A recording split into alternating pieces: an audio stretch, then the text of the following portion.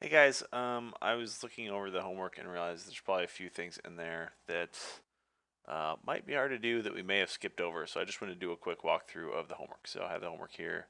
I'm just going to drag it to the new composition button here, and it'll create a new composition with just that inside of it.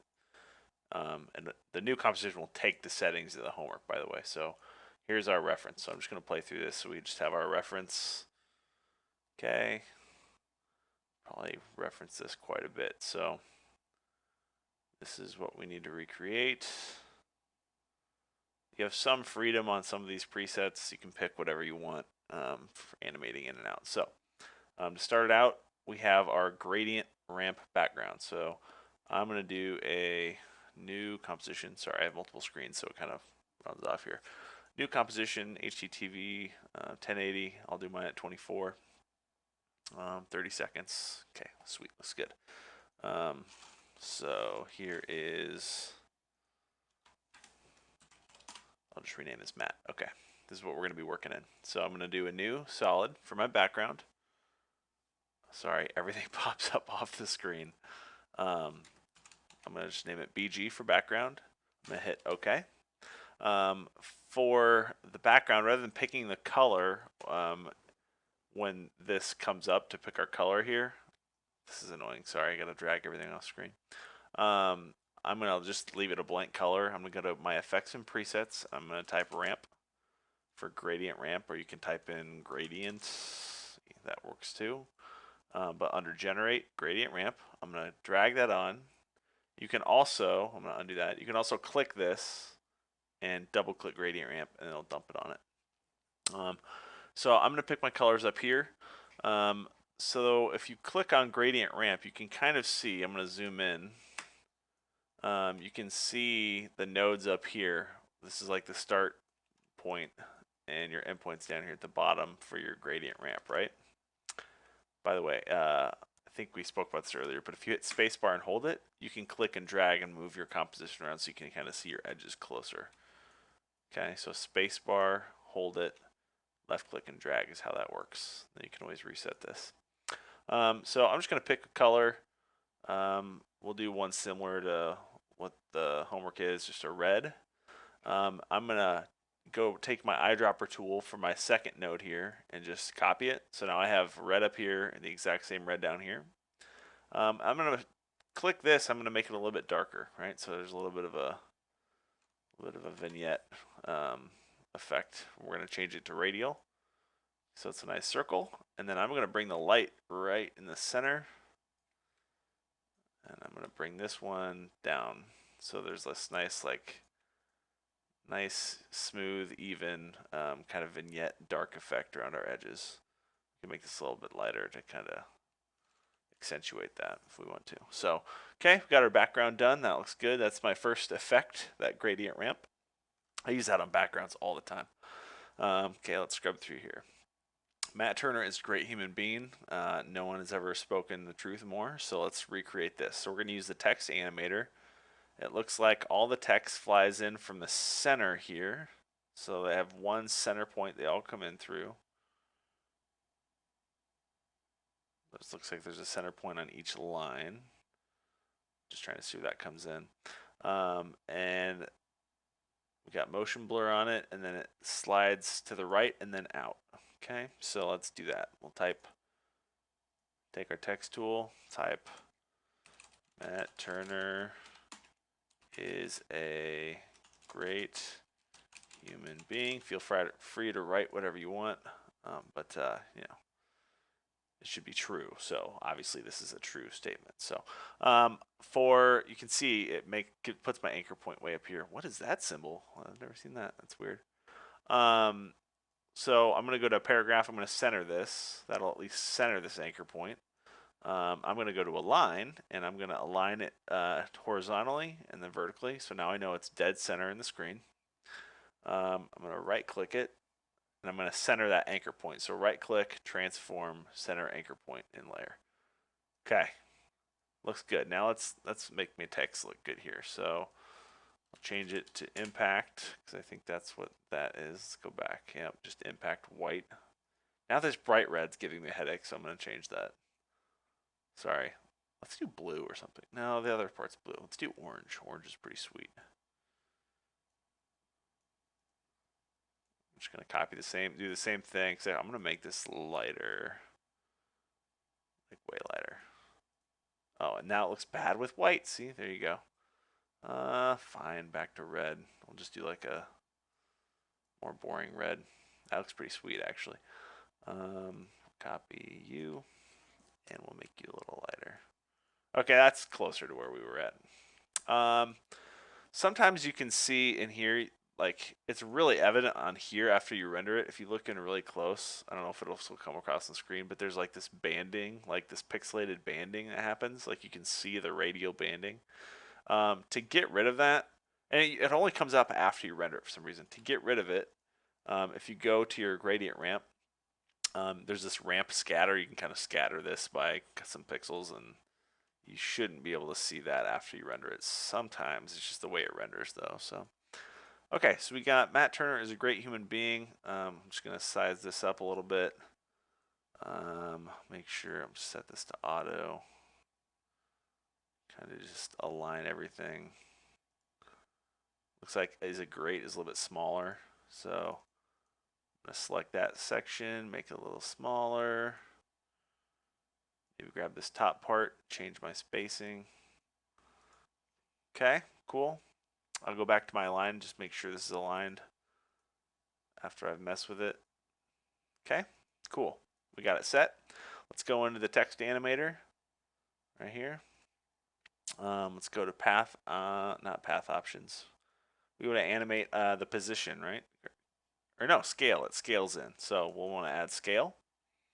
So if you remember, this is kind of our ending point, and any adjustments we make on our text animator here is bringing it to its starting point. So when we scale this down to 0, that's going to set the starting point to 0, right?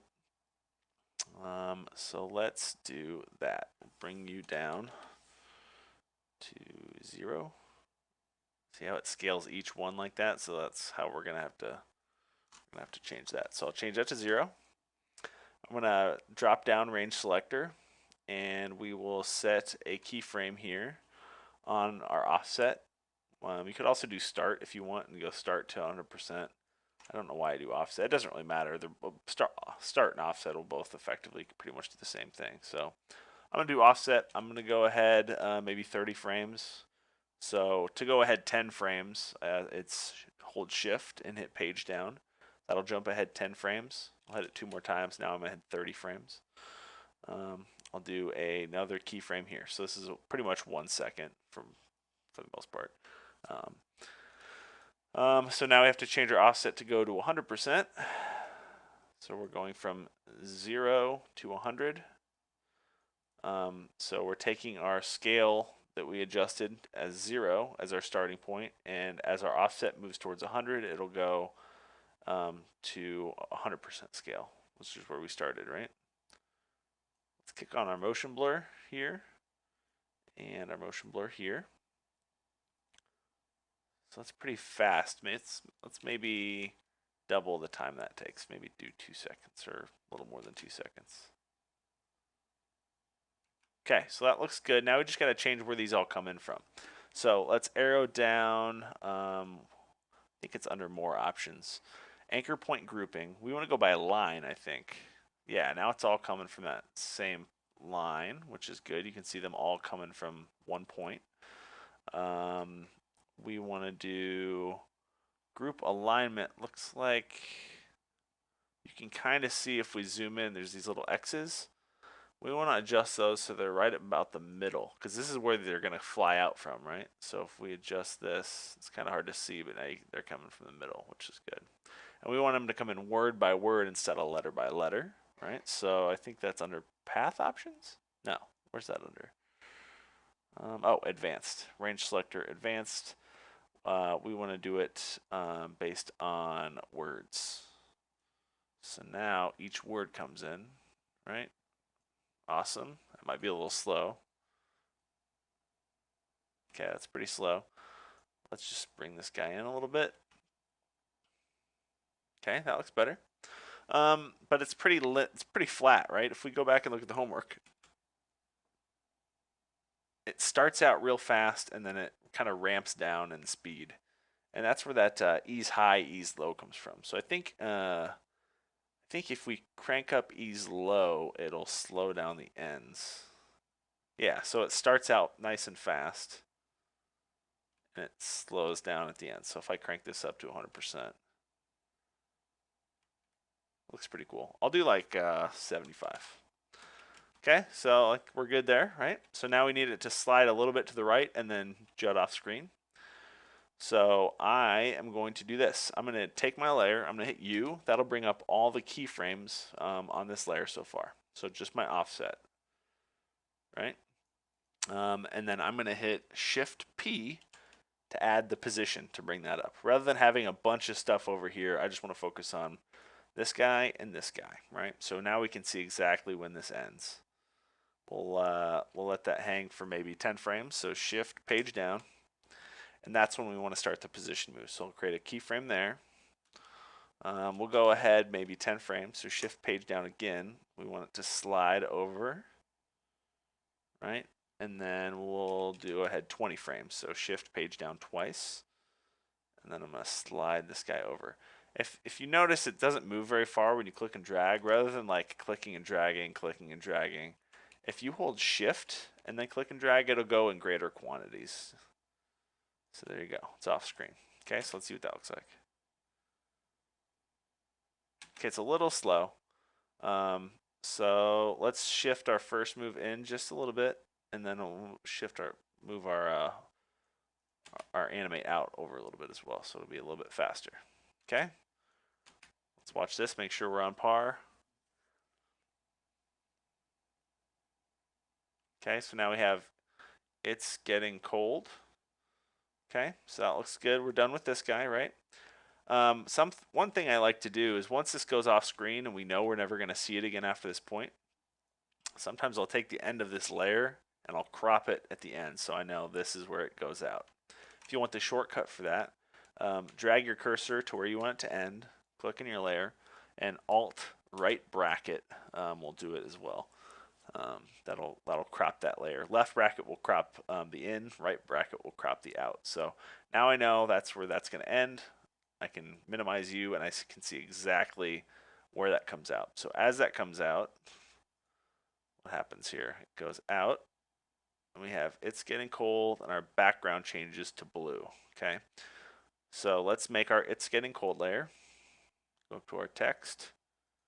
All right, it's come on, Matt. It's I can't type.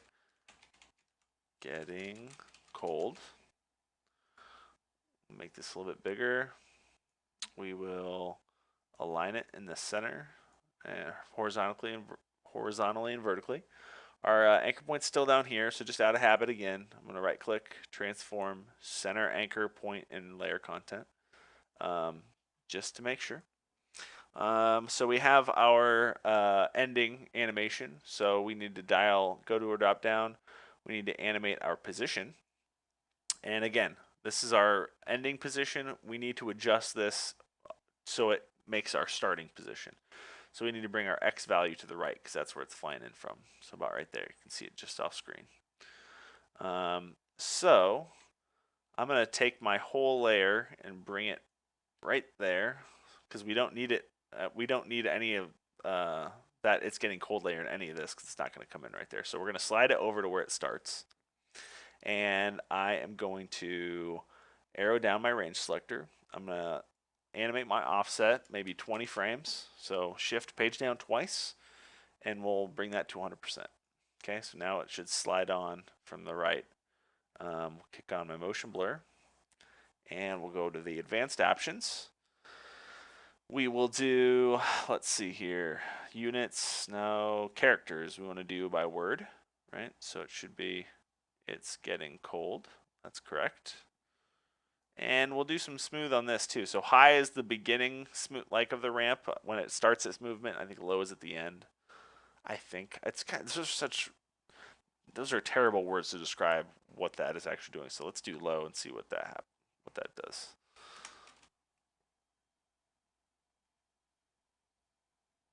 Okay, that didn't seem to do anything. I'm going to bring this over just so we can focus on this movement. So it'll just loop this. Okay, let's take off our low. Let's bring up our smooth high. Oh, you can kind of see it's slowing it here at the end just by adjusting this. Oh, so it's starting slow and ending fast. Okay, so we want the opposite. We want to bring our low, bring it to like 100. It's a little fast. I'm going to make this a little slower, actually. I'm going to bring this keyframe out. That looks good. I like that. Okay. Let's go back to our homework. We notice that there's a gradient ramp on this. It looks like, too, it's got kind of like a shininess, like it's like a bevel on the outside. So let's go and add those effects to our text. So let's do effects and presets. We got our gradient ramp. We'll just dump that right on top. Get rid of all this stuff because we don't need that. So our gradient ramp's kind of a weird effect, but I just want you guys to use it a lot. If this layer moves, my nodes stay the same, my gradient nodes, which are up here and down here. So if I move this, you can see it affects like how the text is, what the text is doing. Since ours is sliding left and right, it's not going to change at all because it's all based off the vertical stuff. So looks like on here, it's light blue on top and white on the bottom. So for start, let's select the light blue. Bottom is our white, which is already selected. And let's bring these nodes so it's a little bit closer to our text layer here.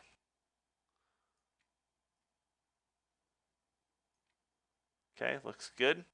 Now we need to add our bevel. So if we search bevel, I think it's bevel alpha.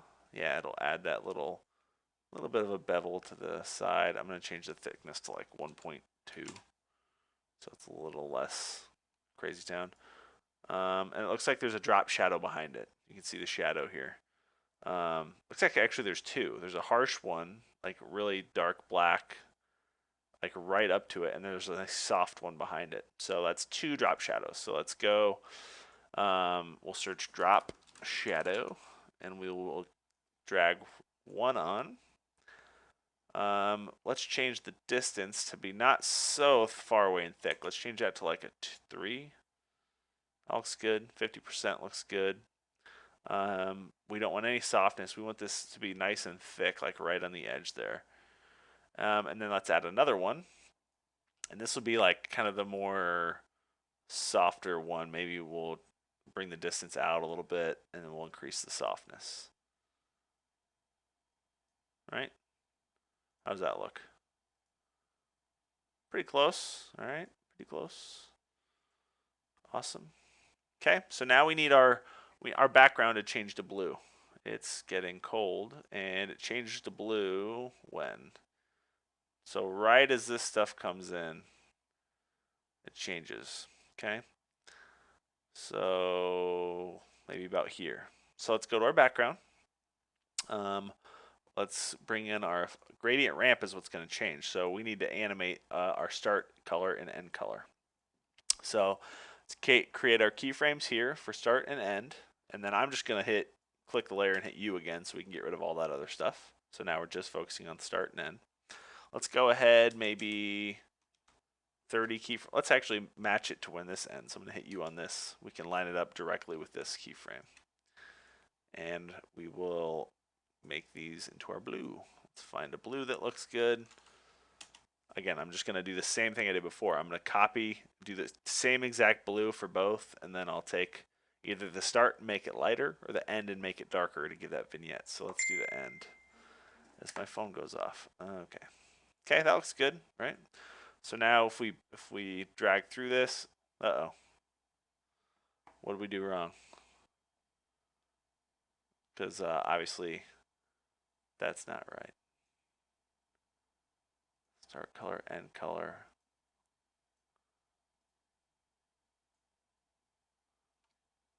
Both blue. Oh, what happened to our red here? Okay, I'm not sure when that red changed, but okay, now we're back to normal. It's getting cold. Now we have our blue. Right, it's getting cold. We have our blue. Okay, now we need the snow. The snow is there's kind of a cool way to do that. So as cold comes in, right about here, we want our snow to come up. So let's create a new solid. Very important that this is completely black for this to work. And we'll name this snow. Over here, if we search for snow, there's CC snowfall. We can click and drag it on top. And you can see if we zoom in, there's little things of snow there. If I just play this, you can see it falling, which looks awesome. Let's make the snowflakes a little bit bigger though. So size, kick this up to like 3.85, so they're a little thicker. That looks pretty awesome. So the key to get this on top though, so you don't have this black background with it, if we click on toggle switches and modes, we can change our transfer mode. If you're familiar with Photoshop or Premiere, there's transfer modes on there. So it's really how do we want to layer this on top. So if you go to mode, and I think if we do screen, that will take away that black background and throw it right on top. If we do add, add will work as well. Overlay might work. Overlay does not work. Don't do that. Let's do add. Add looks good. So now we need to animate that because this snow is going to go the whole time. Well, we want it to start right when it's getting cold comes in, right when that blue starts to come in. So we'll grab our snow. Do you remember how hitting Alt and left or right bracket will crop? Well, if you just hit left bracket, it'll just it won't crop it. It'll actually slide the layer over as if you're sliding it. So that's another nice little shortcut. So we know we want it to start here. So we need to animate this snow coming in. So we're going to animate the amount of flakes that are coming on. Okay. So we will create a keyframe for flakes here, and let's go to our snow and hit U so we can see our keyframe that we just made. And we'll go ahead maybe 20 frames and create another keyframe. It defaults at 10,000, which is perfectly fine. We'll go back to our starting keyframe and change that to 0.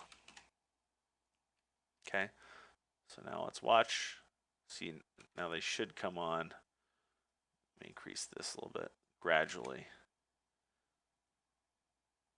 Maybe take it a little bit longer. Okay, looks good. Looks good. The snow. Oh, you know what we forgot? Let's change our toggle switches and modes back so we can see our motion blur. Let's kick motion blur on, and let's increase our size even more. Yeah, that might be kind of crazy. Let's get nuts with it. Okay, sweet. Looks good. What happens next? It goes up and then falls down. So we'll do that next. And you can see our snow starts fading off flake by flake. So let's hold this for a little while. Hold this for maybe 2 seconds. So we're at 5 seconds here. Let's go ahead to maybe like 7 seconds, around there. And that's where we'll animate our flakes off. So we'll create a keyframe. Go ahead maybe 30 frames and bring our flakes back down to 0. And then we'll terminate this layer here. So Alt, right bracket. So now, if we have everything minimized, you can see exactly, just by looking at our layers, when our snow happens. We can see when exactly our first Matt Turner's Great Human Being text goes away. You can see where our It's Getting Cold comes in. Very easy to see this stuff. So that looks good. So we know that by this point, holding shift and snapping here, this is where we want It's Getting Cold to be completely gone. Okay, so let's bring that up. We'll hit P and we'll create our ending keyframe. We'll kind of animate backwards here. We'll go back maybe 20 frames. We'll hit a keyframe there, and we'll go back another 10 frames or so, hit a keyframe there. So this is where we're going to start our animation. We're going to go ahead 10 keyframes, and it's going to go up a little bit. I'm holding shift, so I know I'm going straight up and down on the y-axis. So we'll go up just a hair, Then we'll go to the end and we'll bring this down. We're just right there. Okay, let's play this. Loop this area, make sure that looks good. Let it render. Okay, really slow. We need to make this a lot faster. Let's bring in both of these.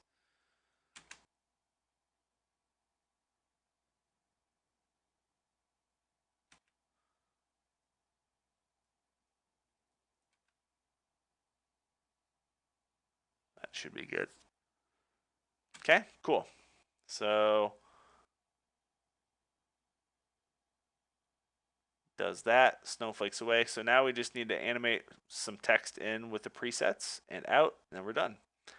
So we know that this layer is gone by this keyframe. So let's do our Alt right bracket to make sure that's gone. And let's make some new text. We'll do text preset. And we will center that. We will align it to the middle on both horizontal and vertical. Did that text have any? Looks like there's a drop shadow on that text. So we can add, go to our effects and presets, and we'll type shadow, look for drop shadow.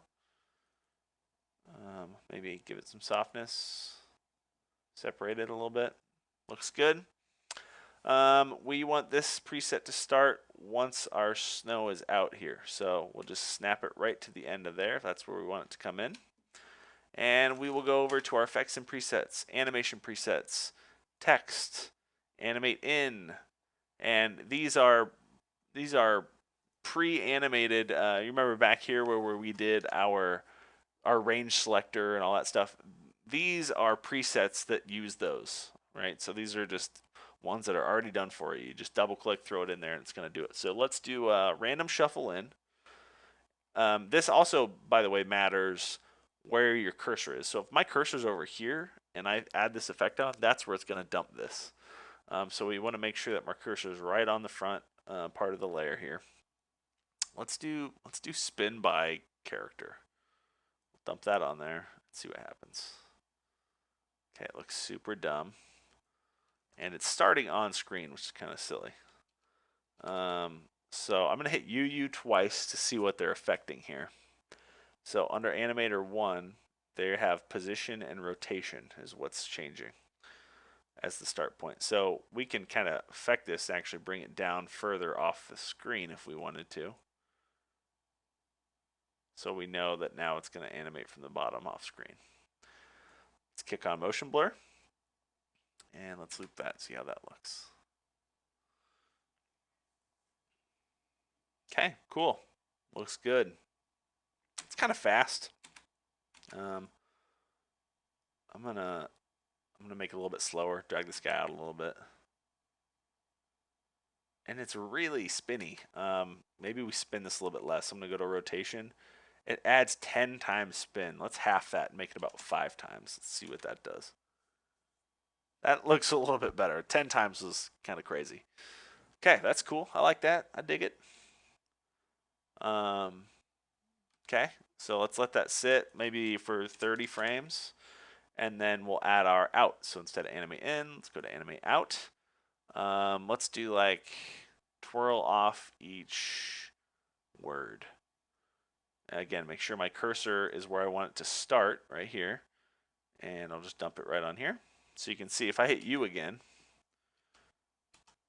you can see it started those keyframes right where I was lined up. So very important there.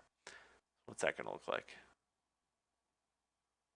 Okay, odd, but whatever. Okay, cool. And then we're done. Okay, so now we'll take our work area and we will pretty much select the area of our animation. We don't need all this junk on the back end. So I'm going to set that there, right click, go to trim comp to work area, and now our whole comp is just the length that we need. And we will go to file, file, export, add to render queue.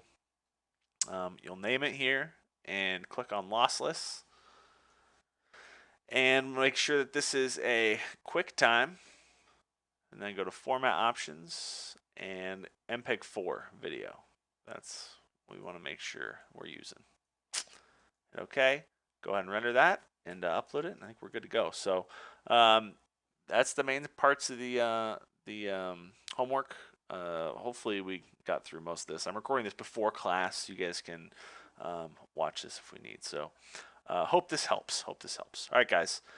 Thank you so much. We'll reconvene at a later date. Thanks, guys.